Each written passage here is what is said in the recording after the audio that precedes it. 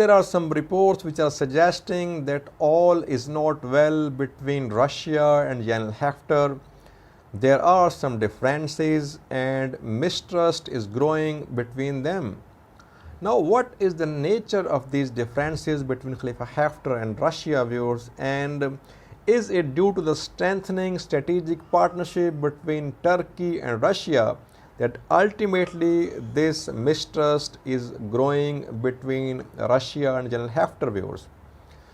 This strategic partnership between Turkey and Russia, viewers, we have seen from TurkStream to joint Turkey-Russia patrols in Idlib Syria to joint announcement of ceasefire in Libya at the start of this year. But this is not the sole factor behind differences between Khalifa Haftar and Russia, viewers. There are two very important incidents. One happened at the start of this year and the other happened just a few days ago. These two incidents are the basis of this mistrust between Russia and General Haftar. At the start of this year, viewers, we saw that Turkey and Russia, they called upon warring parties in Libya to agree a ceasefire. After that, talks started in Moscow, Russia. Russia was hosting those talks, and Khalifa Haftar and Sarraj, they were in talks. Then, viewers, there in Moscow, Khalifa Haftar abruptly left Moscow.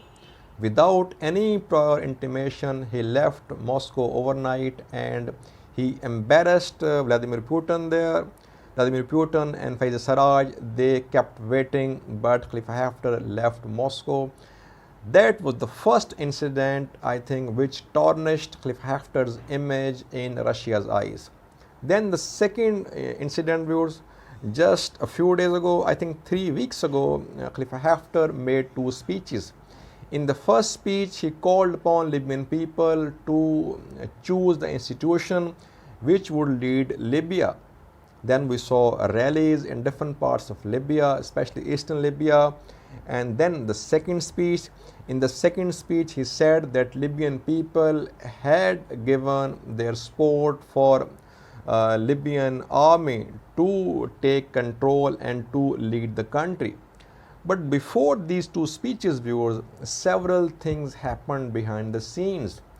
Aquila Saleh, who is the head of Tobruk-based HOR, House of Representatives, he actually drafted a political proposal for the solution of this Libyan crisis. This political proposal, it had the backing of Russia, viewers. Russian political advisors, they supported Aquila Saleh in drafting this political proposal.